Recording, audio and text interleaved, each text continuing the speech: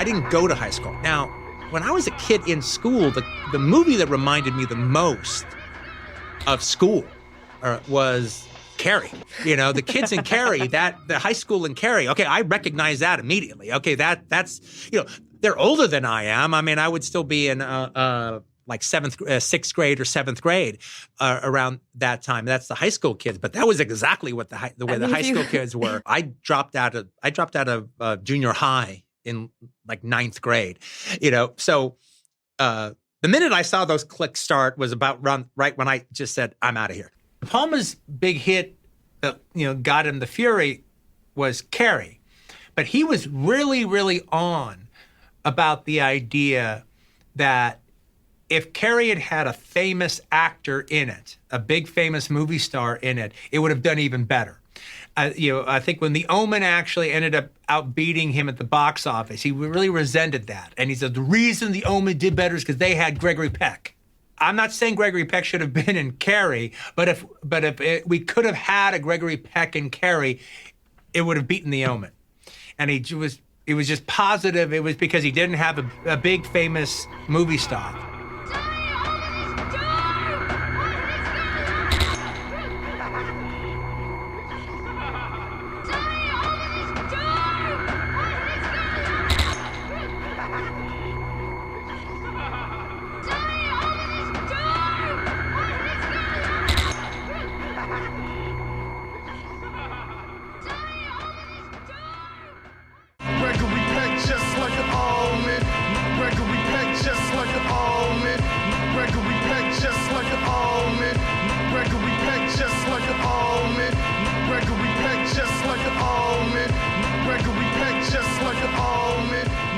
The Omen it's hard for people to remember now. The thing about The Omen, now it might be hard to remember because The Omen has become so famous. So if you've never seen The Omen before, you've probably heard that it's a movie about a boy who's going to be the Antichrist. You've probably heard about that. It's lost on a lot of people now because everyone knows that Damien is the Antichrist. But when you saw the movie in 1976, you didn't exactly know that. But when you first saw The Omen at the theaters when it came out, you didn't know Damien was the Antichrist. When people saw The Omen in the 70s, when it came out in that first year of release, you didn't exactly know that. Because they're not saying per se in the TV spots. Eventually they did, but not at first. They didn't say that 100% in the TV spots or even in the trailer. They didn't say that in the TV spots. They didn't say that in the trailers. There was something going on. They alluded to it, but they didn't say this is a movie about a boy who is the coming of the Antichrist.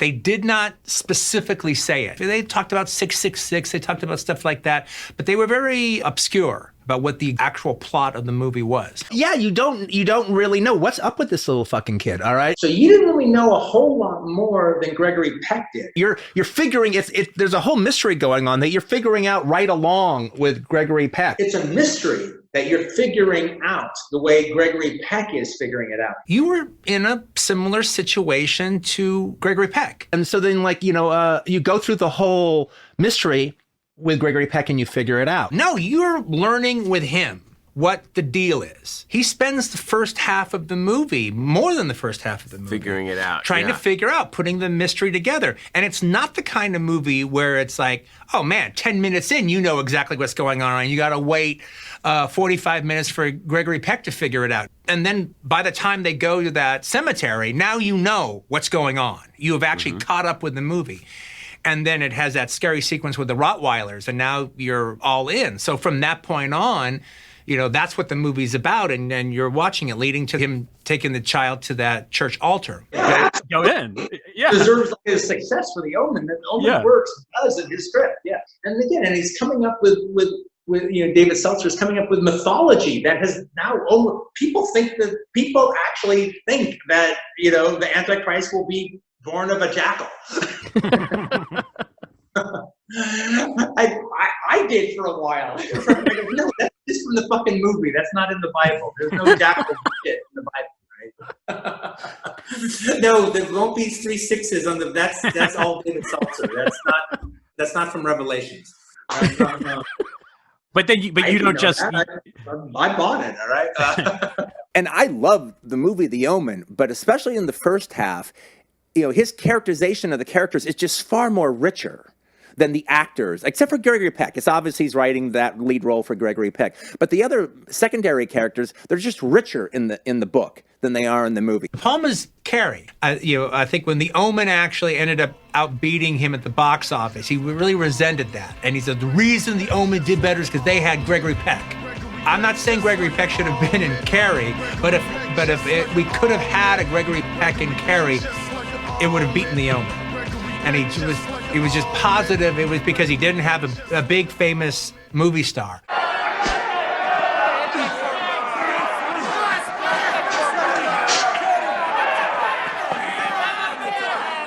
Sylvester Stallone isn't a boxer. He learned how to box for the films. Back then, if a movie made $8 million in profit. That way, all good. I mean, one movie wasn't supposed to be the blockbuster. They were all supposed to kind of carry their own weight. And you had Rocky come out in '76, and the whole thing about Rocky was there hadn't been happy endings. In fact, realistic endings were the new happy ending. No, it's just a wave, and it goes for 5-6 years, and people get used to it, and it is what it is. And then all of a sudden, Rocky comes along that actually has a happy ending. And it's not about a guy and you're just watching him and his problems. There's actually a fairy tale aspect to it, and you watch the happy ending and you feel good. But because you haven't seen a happy ending in a long time, Rocky didn't end with Robert Blake getting shot for no reason whatsoever off of his motorcycle and dying in the street like he does in Electric Light and Blue. Yeah.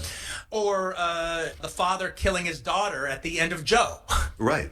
Those kind of tragic endings were the endings of the day. When Rocky came out, and it ended like with a happy ending. What's funny is like Rocky would actually be considered like a middle ending now, because actually Rocky didn't win the fight in the end of the first one. All right, but he did what he wanted to do. He won it for himself.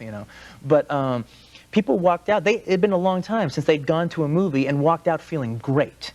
All right, and people remembered how good it was. And Stallone even was saying, I want to do movies that have happy endings. America wants that. Well, America actually found out they did want that. Oh, Rocky was, at the end of the day, probably Rocky was probably like my favorite movie at that time period when I was a kid. It just said so much to me. One, the movie, and two, just Stallone's whole story was very inspirational to me. Because at that time, I wanted to be an actor and everything like that. I hadn't thought about directing yet or anything, but I actually had no hope that I would be lucky enough to go out and audition for a movie and be chosen out of all the people, then I would be the guy. I always felt that I would have to do what Stallone did. I would have to write it myself. That was it. I never felt I would be so lucky to be picked out of the group. I always felt that I would have to be the master of my own destiny to some degree.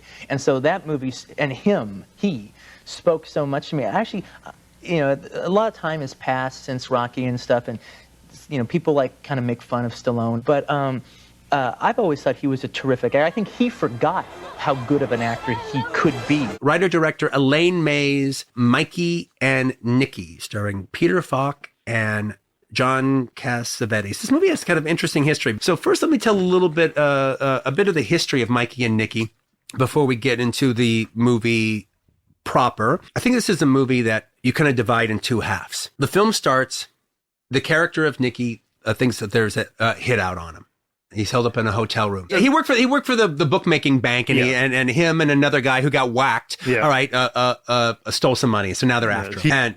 But he's actually heard that that Resnick, who's the head mob guy, played by the acting teacher Sanford Meisner. He's actually heard that there's actually a hit on him. So the whole almost part of the story of the movie almost is like, will Nicky live through the night? He's got to live through the night. Okay, if he can live through the night, they can maybe get him out of town. But will he live through the night? And we kind of live through that night with him to see what happens. So he calls his old friend, who's a gangster with him in this business, but he's known him since he's a little boy. He's literally a lifelong friend. And he calls his friend Mikey. He's the only one he can really trust because they go back so far. And Mikey shows up to help him, to calm him down, and to take care of him, and hopefully maybe even get him out of town, possibly. This is all set up in the first half of the movie, and the first half of the movie is, you don't want Nicky get killed. You want him to get out of this, and you want Mikey to help him. And then the movie has, I actually think, one of the more devastating narrative reveals you can see in a film, in the barn. Yeah. Obviously you're buying Falk and Cassavetes' friendship because they were best friends, and they're just, they're literally maybe one of the best dramatic acting teams that there is. And you want Mikey to help him, and you think he's helping them. Then all of a sudden it cuts to the Ned Beatty character, who's the hitman, and he's on the phone, and Nicky is being fingered. And you have no idea who's fingering him, but you figure, okay, well, this is the hitman. He's going to go get him and everything. And then it cuts to the bar that they're at, and you see Peter Falk hang up the phone. When you realize that Mikey is setting him up and is fingering him for the hitman, it's unfathomable. You can't believe it. You can't even comprehend that he is actually betraying him to that degree, and makes you fucking despise him, and you want him to come to his senses. It's unconscionable. That's the first half of the movie. Yeah. The second half of the movie is when you realize what a true piece of shit Nicky is, and he deserves to die. And at the end of the movie, you kind of want him to die, and it's Peter Falk. It's Mikey who you feel sorry for. It is Mikey who rips your heart out at the end. And that is just a fucking brilliant dramatic structure for a movie basically about two people that you carry through for the beginning of the end, and it's a magnificent pressure cooker for a crime story. I think that's in particularly Peter Falk confronting him about the joke that happened in the restaurant. It's painful. I think that is not just one of the best scenes of this movie, if not the best scene in this movie. It's one of the best written and best acted scenes between two men in any film of the 70s, as far as I'm concerned. It is as good as any of the Harvey Keitel, Robert De Niro sequences in Mean Streets or in Taxi Driver. He goes, I walked into that restaurant and you're sitting there with Resnick, and I have to say your name 3 times because I'm too embarrassed to walk away without getting an answer. Yeah. And then you give me a little acknowledgement, and then just as I left, you turn to Resnick and you say, oh, wait a minute. I forgot to order the clams from that guy. And you laughed. I said that for you. Yeah. I said that for you. I said, no, that's why I said it loud enough that you would hear. That joke was for you. That joke was not for Resnick. That joke was for you. Like, I can't fight on the bus. I'll get fired. We'll get off. You'll get off the back. I'll let you go. Don't hit me, but we'll go outside, and then we're going to really have at it. Mikey Nicky was made, I think they started making it around 74 or so, and she was shooting it for Paramount. She ended up shooting an incredible amount of footage, and for whatever reason that I have no fucking clue, she was in the editing room for like a year. No, I don't understand why, but she was. And so by the time they were done with it in 1976, Paramount didn't know what to fucking do with this, and they really weren't into it, and they just threw it out there. They threw it out there. I remember when it opened in 76. They had an interesting little ad in the paper. I think it played in one theater in Westwood, or like the Fine Arts, Lemley Fine Arts or something like that. Just one theater in Los Angeles. And none of the critics knew what to make of it. And I do think the Peter Falk, John Cassavetes thing derailed them a little bit. But Mikey Nicky is well shot, and it's shot, it's directed. And so then basically, the film just disappeared. Paramount didn't give a damn about it. But in 84, a small release company, Castle Hill Productions, they also released the Henry Jaglin movie, Can't You Bake a Cherry Pie? Mm-hmm. Somehow they got the rights to Mikey and Nicky. And in 1984, it got re-released again. And this was in the time in Los Angeles where the Beverly Center Entertainment Complex was like the big art house place. And so it just got like booked in a theater there. And then in 84, that's when it got the reviews that it never got. That's when the Stanley Kaufman piece comes out. That's when the Michael Ventura rave review in the LA Weekly comes out. And that's when people, started appreciating it for what it is. So that's its history. I'm wondering, coming from a point of view of a writer and coming from where she's coming from more of a comedy place, what the fuck made her sit down to write this story about these two fucking dudes? What is the impetus of that? I don't think it's just to make a crime film. I don't think she's that kind of genre person that wants to do that. So what is it? What is it that made her make this story about these two guys? I was fascinated by that. So fascinated that I got in touch with Elaine May, and I called her up, and I asked her. What was it about these guys that you wanted to tell the story about?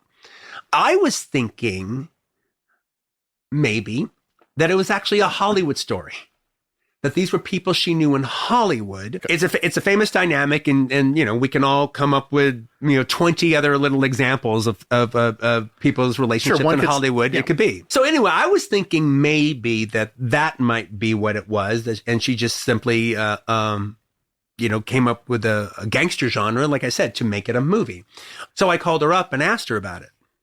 She didn't understand what the fuck I was talking about at all when I brought that up. So I brought it up to her. Observational and metaphor. She's like, wait, what is Hollywood about my story? I go, well, no, I'm not saying your story is Hollywood. So I laid it out just exactly the way I laid it out to you. And she was like, oh, I see where you're going with that. That makes sense. That's not where I was coming from, though. Okay, so where were you coming from? I knew two brothers exactly like this when I was a child in Chicago. I go, you did? She goes, yes. When I was a little girl, we lived in an apartment building, and there were different people in the area, both Italians and Greeks and Jews, that were all involved with the mob, and especially with bookmaking and bookmaking banks. And there were these two brothers that were pretty much the emblem of Mikey and Nicky in my mind. Both gangsters, but one brother was kind of beloved by everybody. Everybody liked them. They liked being with him. They thought he was funny. He was handsome, and everyone dug him. And then the big bosses really, really liked him. And then he stole money from them. And then they wanted to kill him. And part of the reason they wanted to kill him is because they liked him so much. Yeah. They like, how dare you? When the mob likes you that much, and then you fuck them, that's when they really, really want to teach you a lesson. And it was to such a degree that the mother of the two sons even had a favorite son. And the favorite son was the Nicky character, the one in trouble. And the mob had gotten in touch with her and told her, you have to send one of your sons to this one place because that's where we're going to take care of him. And she knew she had no choice. So she did a Sophie's choice. Yeah. And she sent the other son. I'm like, holy shit. That's wild. Well, no, in real life, yes, but even in the movie, as Mikey and Nicky, they might have, especially the way they talk about each other's parents all the time. Well, I mean, these guys might as well be brothers. Yeah. All right. Yeah. Mikey and Nicky completely and utterly works as a magnificent crime story.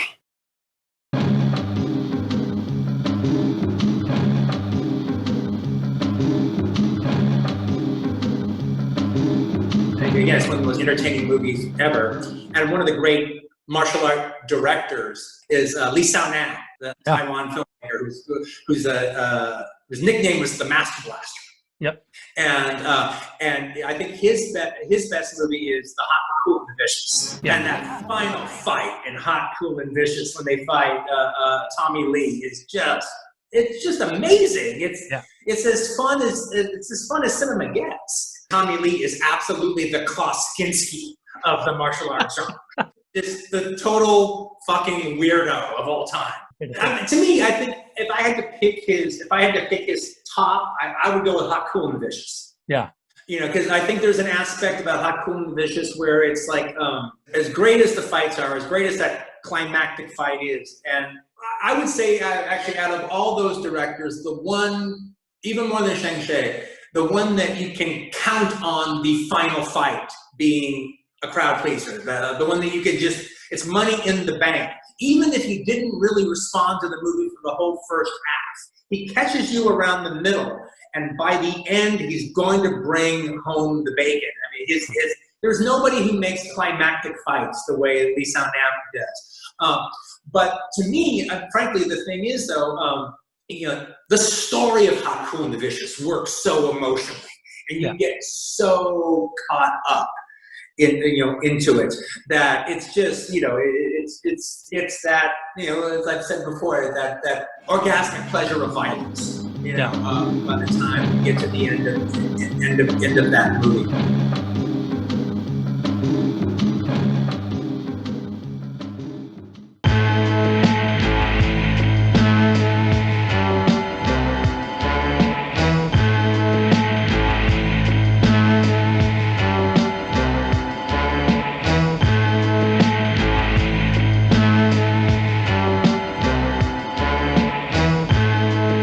This was a treat and a half, to say the least. Movie is called Blind Rage. This is deceptively a Canon film release. Canon didn't make it, but they picked it up as a negative pickup. They show up with a 16mm camera, and then they film Shinjuku. Yeah. for a night. Yeah, that's exactly it. Then they show up in Hong Kong and film Hong Kong for a day. The real way to describe Blind Rage is it's the Doberman gang. But instead of Dobermans, it's blind guys. Yeah. And it follows the entire structure of the Doberman gang. Yeah. Exactly. Until it gets to the last half hour. When it or transforms. 20 minutes. Yeah. And then it turns into the killing with blind guys. Yeah. Now, that is as great as you ever could have hoped it could be. But here's the thing about Blind Rage is it starts off like a silly plot and it's a silly premise, and maybe they'll have fun with it. The men actually performing the job are blind. Blind? No, I know you're nuts. And that's all I'm expecting it to be. And that's really all it is in the first 20, 25 minutes of the movie. This has that really fun bunch of guys on a mission movie kind of thing. They come up with the idea for, okay, we're going to do a robbery with these blind guys. Well, we have these 5 blind guys in mind. Now, we got to talk them into it. Now, the other thing that's also, special extra bubblegum flavor into this bubblegum is the idea that the guys are fucking badass dudes. I like the fact that, they're blind. And so you also start now you're kind of rooting for them. They make them like these. No, these are bad dudes. These are fucked up killers. The whole thing is a bad dude situation. The plan is mean. These guys are fucking crumbs. All right, they all are coming from a disreputable place. But that makes me love the guys all the more. All right, the fact that they're scoundrels. No, again, it's a trope, all right? Yeah. So it's like, they have a whole list. Here's a photo. There's a photo of D'Urville Martin. And then it's described what he did, how he lost his sight. And then you see it. You see a whole vignette of D'Urville Martin losing his eye. Yeah. He made a career as his sidekick, as a pudgy little comic sidekick. Yeah. And the other guys along with that bad D'Urville Martin, all right, is also Leo Fong. Who wrote the script? Right. He wrote this. He wrote the script. Well. And if you're an LA martial art fan or Los Angeles, California martial art fan, Leo Fong starred in a whole series of movies that he produced himself. He wrote the scripts for. There's the film I saw theatrically, Low Blow.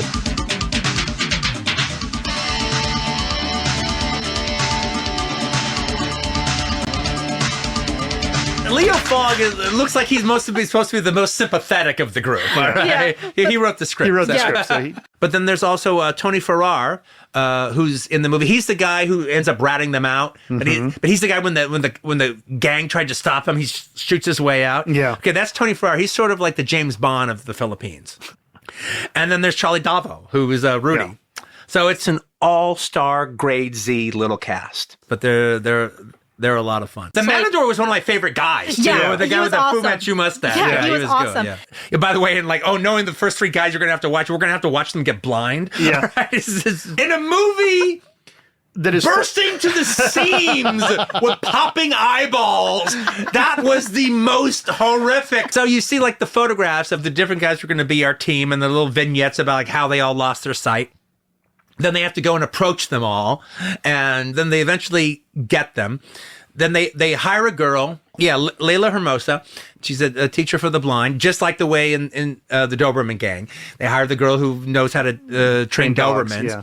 Okay, so Charlie Dalvo is the guy who's kind of putting this whole thing together. And he's the one who hires Layla Hermosa to train these blind guys. But part of the thing, though, about the gal who teaches the blind guys is it does seem a little bit like he's going to have to talk her into it. He goes, look, I'd like to hire you. I've got a job for you. Well, what am I going to be doing in this job? Well, you're going to be doing just like you're doing here. You're going to be training a bunch of blind guys to rob a bank. She's like, what? What the, let me just explain it. Okay. So he starts explaining it.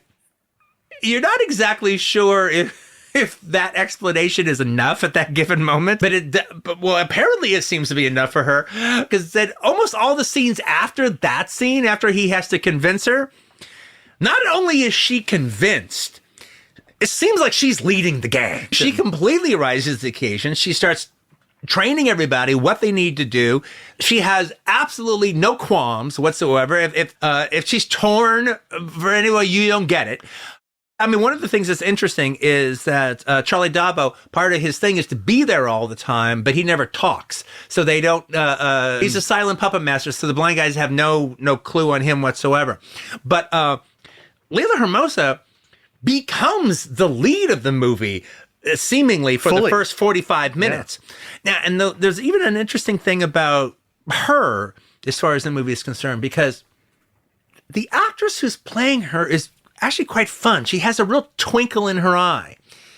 Yet, she's being dubbed, and I'm pretty sure that it's not her doing the dubbing. I'm pretty sure it's another actress doing the dubbing. Now, my feeling is this, is the person who's doing the dubbing isn't actually an actress. But that doesn't mean she's bad. She's just not a professional actress.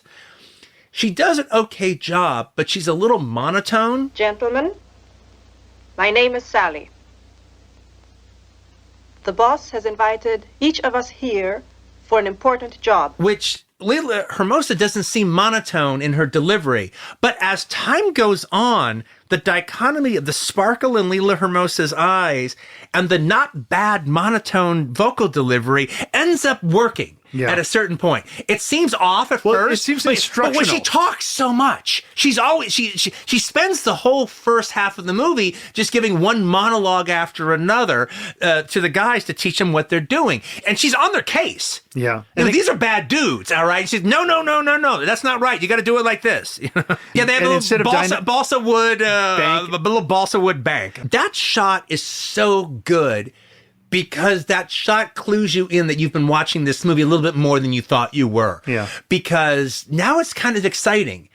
And they actually do a big shot, an epic move for this cheap movie that shows all the blind guys getting into place in their little practice balsa wood bank. And it kind of just shows it off in this really cool way. And it just also shows that we're kind of keeping up with the movie. We're kind of like following it. And it starts getting exciting. Now, then it comes time to actually do the robbery. And I can honestly say, and I don't think I'm guilty of hyperbole here, look, I love low-grade trashy movies like this. They're a lot of fun, and I don't apologize. It's your thing. I don't apologize for it whatsoever. They either pull them off or they're not, and they can be fun, and they can be this, and they can be whatever. Okay. But when the actual robbery started happening, I was far more connected to what was going on in this movie than I am to most robberies, cheap, trashy little exploitation movies. I totally gave a fuck. I kind of cared about the guys, even though they're not good guys, but I was interested how the robbery was going to work. I mean, I was plugged in. I was plugged in more than I normally would be to a movie like this. It's actually generally exciting because the whole part of the robbery is they don't want to appear like blind guys. They want to appear as if they're sighted.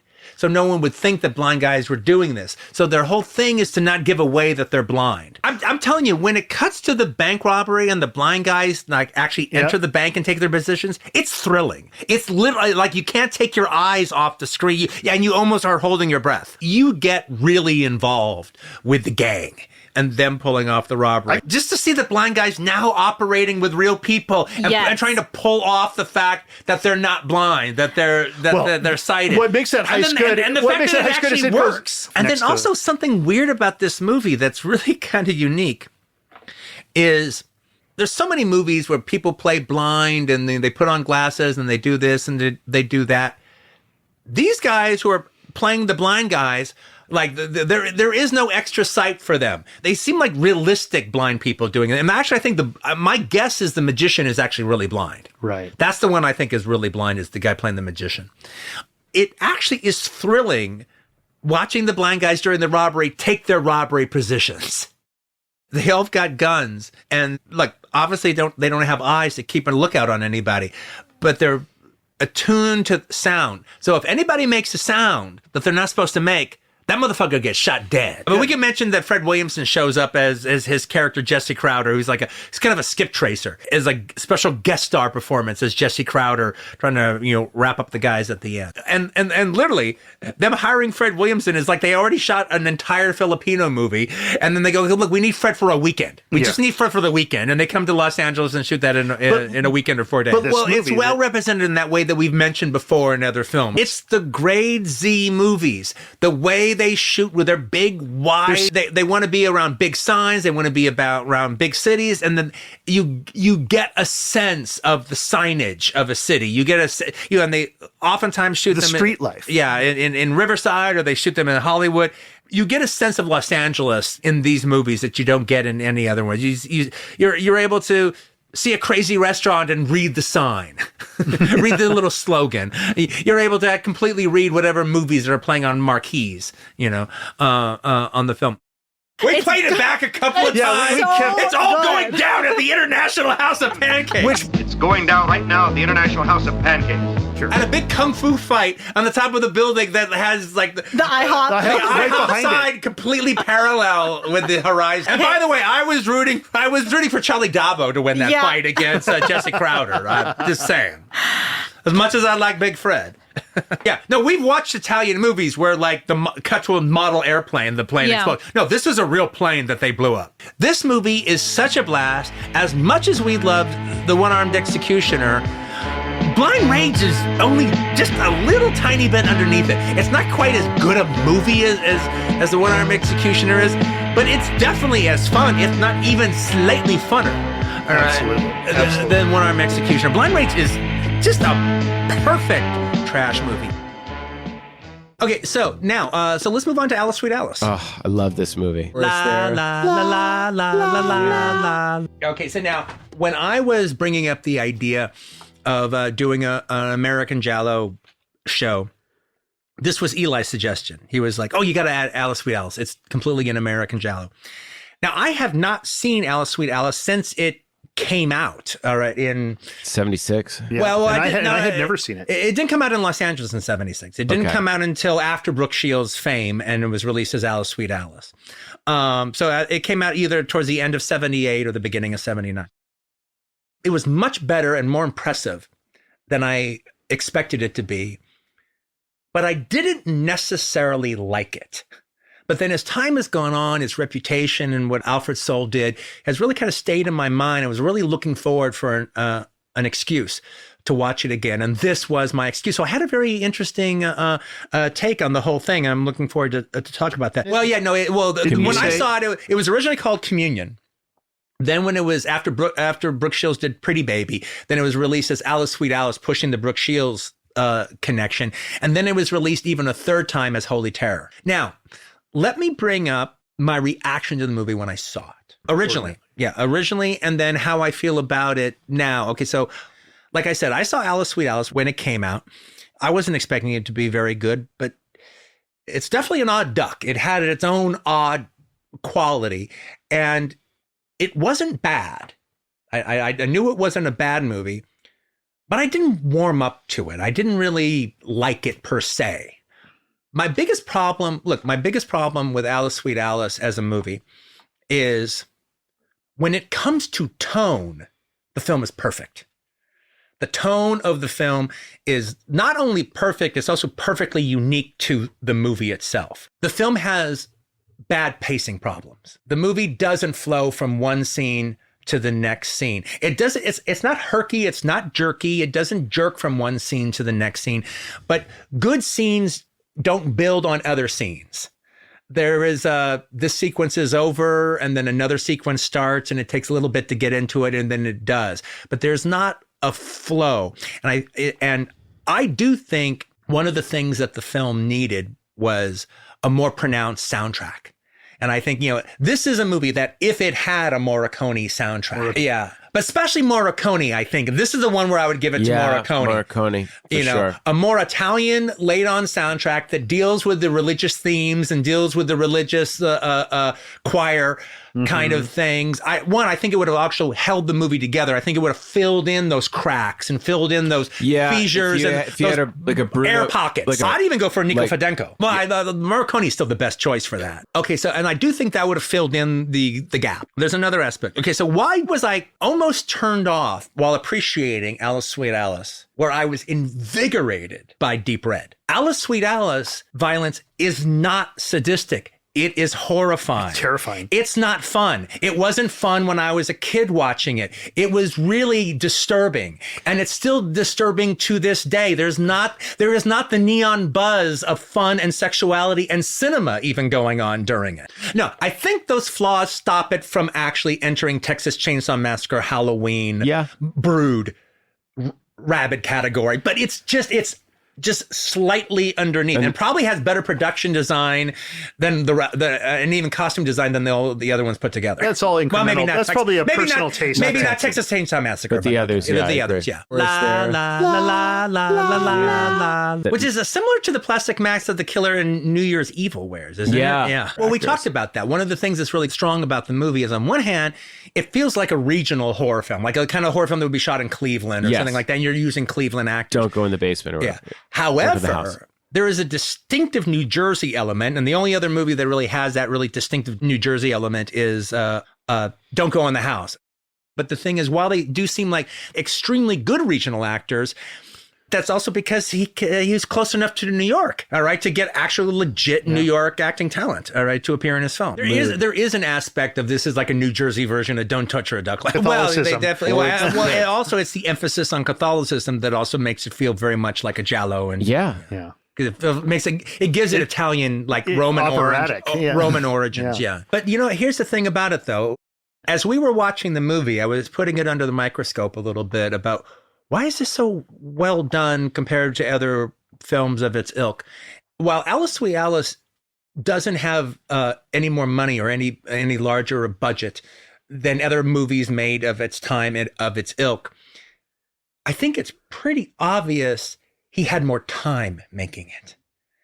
He had a length to his shooting schedule that is not normal for this type of movie. And you can tell by the unheard of number of setups he does in the course of scenes. But even more than that, it feels like he has time. This does not feel like a rushed production in any way. Not an Elephantine production. It has all the time in the world, and they had too much time.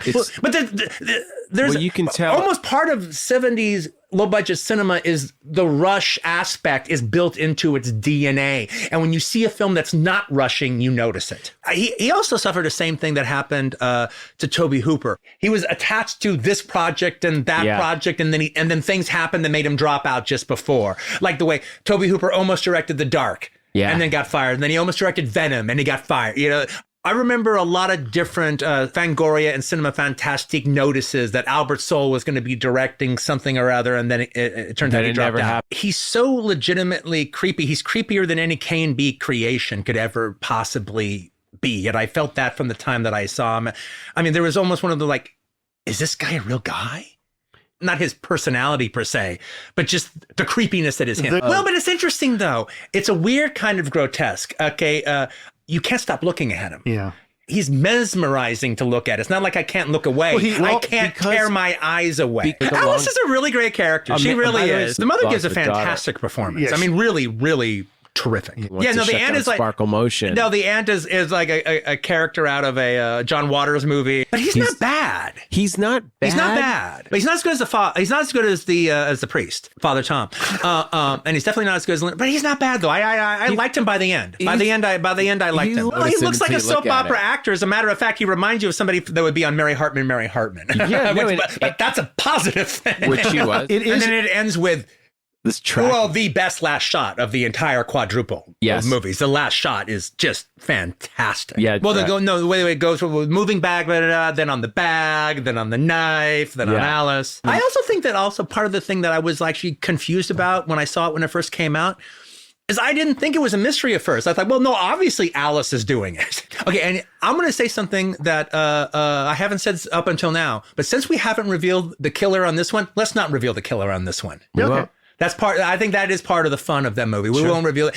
And I could actually talk about that character a lot because there's a lot to talk about that character. But let's not on this one. La la la la la la la la la. Martin Scorsese's masterpiece, Taxi Driver. If I were going to be like trapped on a desert island and I could go to video archives before I was going to get trapped on a desert island, Taxi Driver would be one of the films I brought with me. Robert De Niro, Jodie Foster, Martin Scorsese a little bit, Sybil Shepherd. Hard to tell. He's one of the finest performances in this movie, as we all know, sport. Not only is this, unarguably one of the greatest movies ever made, definitely, absolutely, positively, unarguably one of the greatest movies of the 70s, if not the greatest. And it's also one of my top 5 favorite movies. Whew. What to say about Taxi Driver hasn't already been said. What to say about Taxi Driver that's profound that you can read in Pauline Kael? Well, I'll do my best. One of the things about Taxi Driver that is just so magnificent, as I actually do feel that it may be the greatest first-person character study ever committed to film. I mean, I really actually can't even think of a second or a third or a fourth that can even come into contention with it. It's like a great novel in the way it tells its story, and it presents this guy, sickness and all right, and it presents him from his point of view, and it manages to do it in a very interesting way. It presents the movie from his point of view. You see the movie through his eyes. You actually, are repelled by these black pimps in the diner, the way he is. Even if you wouldn't be or not, you might be repelled. I'd be repelled anytime by pimps, all right? But almost the fact that they're black repels you because you're seeing it through his warped eyes. But you never feel that the filmmakers are like Travis Bickle, but you never feel that they've condemned him either. There's a purity enough in him to present him as he is, and it's one of the things that I remember when I was in my 20s, living in Hollywood, with just the whole debris around there, all the pimps and the wackos and the whores and all that, walking down the street. Me and my friends, we'd walk down the street and go, boy, you can really appreciate how Travis Bickle feels, when you walk down Hollywood Boulevard at night, day in and day out. One of the things about Taxi Driver that is just, to me, so amazing is not only is it this wonderful character study of this, to put it lightly, troubled individual, what's so fascinating about the character study is it truly puts you in the point of view of this man. If you've ever been lonely and lived in a ghetto area, and it's easy to feel Travis Bickle's kind of feelings of all alone me versus my environment, and the movie actually encourages that kind of empathy with a very questionable character. What's special about that in an actor is, in particular, a lot of stars, for instance, don't want to go that far with a character. Don't want to completely alienate the audience. They want to remain likable. And this never seems to work into De Niro's thought process of how can I be more likable. You see through his eyes so strongly. I mean, from one of the criticisms that was labeled against the movie when it first came out, which was wrong but very understandable for a lot of viewers to mistake, is the fact that the film was racist. Actually, the film is not racist at all, but it is a movie about a racist. Not only is it a movie about a racist, it's a first-person study of a movie about a racist. So actually, you do see the world through Travis Bickle's eyes, and through those eyes, he makes, the black pimps and the black characters on the street, they are repellent. And he flinches away from them at all times. And since you are looking through his eyes, you do as well. One of the things that actually could be crippling for the movie, and thematically, you could even say it's the film's big flaw, which actually by the end of the movie doesn't turn out to be. But thematically, you could say the film's compromise is that for all of Travis Bickle's racism, when it kind of comes down to taking out a gun and shooting people, he doesn't shoot any black people. That the flesh merchants happen to be all white, and the pimp actually is a white pimp, which, frankly, is highly unlikely in that world. The unicorn, the screenwriter unicorn of the 70s and the early 80s is the white pimp. Harvey Keitel in Sport is definitely the best depiction of it.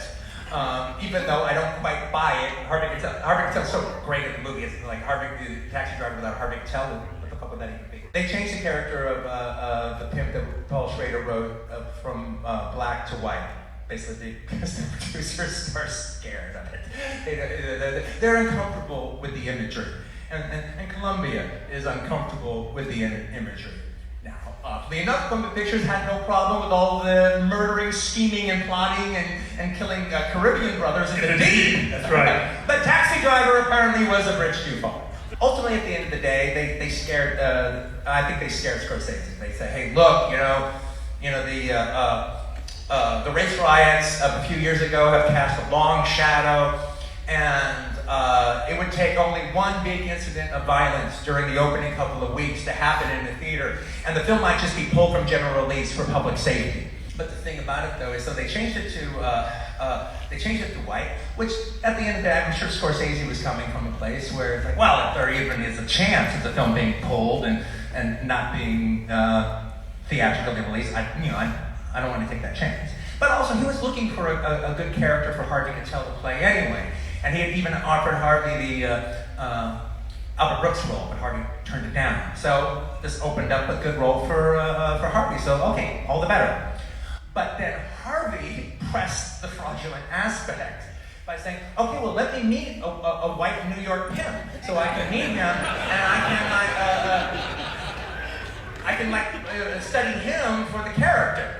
Well, then it became Schrader's job to go out in New York and search for this screenwriting 70s movie unicorn that does not exist in real life, called the New York White Street Pimp. And guess what? He didn't find them since they didn't exist. Not that there weren't such thing as white pimps, but it is highly unlikely that Iris's pimp would be white. And it is highly unlikely that when Bickle does come to bear arms, he would bear them against white people as opposed to black people who have the same job. Having said that, what could be a crippling, what's the word I'm looking for? Contrivance. What could be a crippling contrivance ends up not being that. For one reason. Harvey Keitel.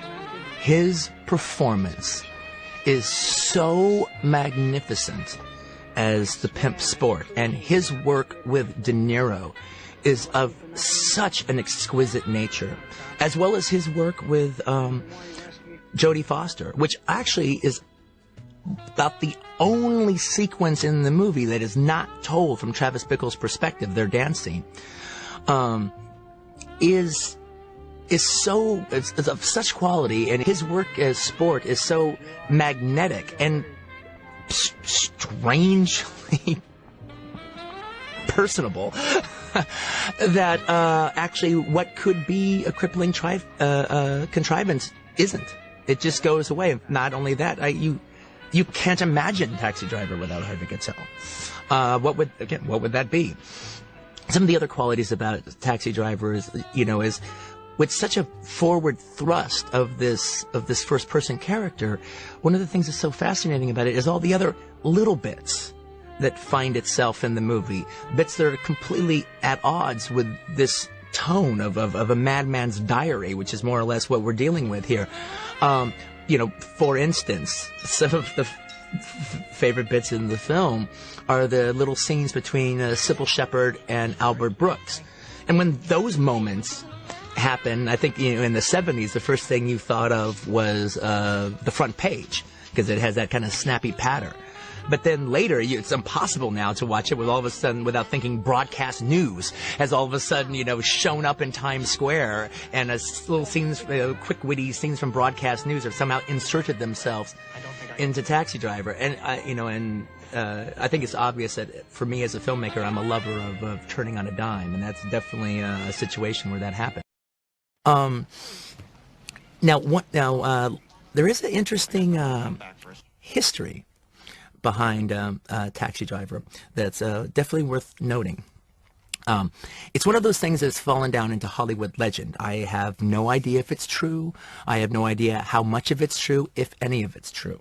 But to me, it's the most interesting legend of during that decade of the movie Brats. What happened was Scorsese had made Taxi Driver, and he'd finished it. And if you can imagine the work that is Taxi Driver, if you had made it and completed it, you would be understandably happy. Truthfully, I can't even imagine what it'd be like to make Taxi Driver. However, he made the film for Columbia, and the MPAA slapped it with an X. And so Scorsese was now going to have to be faced with making a masterpiece that he thinks is perfect and having to slash his canvas. And the people or person at Columbia, who I don't have a clue who it is or if this even happened at all, was unsympathetic. They didn't care. They were just get an R. Just get an R. We don't care how you do it, just do it. And the legend goes that Scorsese stayed up all night drinking, getting drunk with a loaded gun.